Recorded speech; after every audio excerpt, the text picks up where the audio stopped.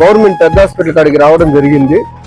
ఇక్కడికి వచ్చి ఎవరైతే గాయపడి ఇబ్బందులు పడుతున్నారో ఆయన కుటుంబాన్ని పరామర్శించాము.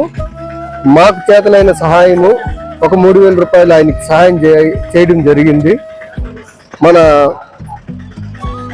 టీం తరపున మరి ఇంకొంతమంది వాళ్ళకి వీలైనంత వరకు మందులకు కావాల్సిన సహాయాన్ని అందిస్తారని ప్రతి ఒక్కరిని వేడుకుంటున్నాము. వాళ్ళు చాలా నిరుపేద కుటుంబము, గిరిజనులు మన యేసయ్యని గొలుచుకుంటూ వాళ్ళు మన క్రైస్తవ జీవితంలో నడుస్తున్నారు. వాళ్ళని మేము చూడటం జరిగింది, వాళ్ళ గురించి మేము తెలుసుకోవడం జరిగింది. వాళ్ళు ఏ విధంగా యాక్సిడెంట్ అయింది అనేది చూసి కళ్ళారా అది నిజమేనని మేము వాళ్ళతో పాటు ఒక ఫోటో కూడా తీసుకున్నాము. అదేవిధంగా బర్నబాస్ అన్న గారు కూడా ఈ యొక్క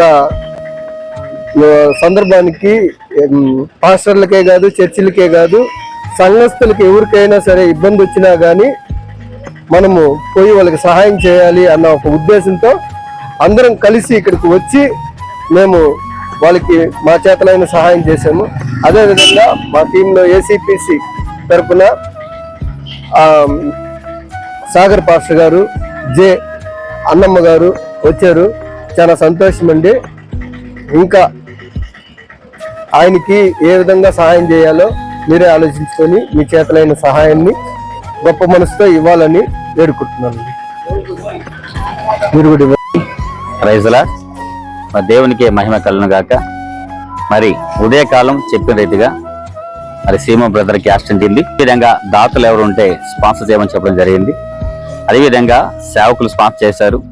ముఖ్యంగా క్రీస్తు దళం సేవకులు బన్మాస్ గారు కూడా వారి కానుకిచ్చారు. మరి యొక్క విశ్వాసులకి ఈ యొక్క ACPC all India Christian production committee ద్వారా సేవకులకే కాదు మరి విశ్వాసులు కూడా సహాయం చేయగలని ఒక నమ్మకమైన స్థితి ఈరోజు మేము చూడగలిగాం.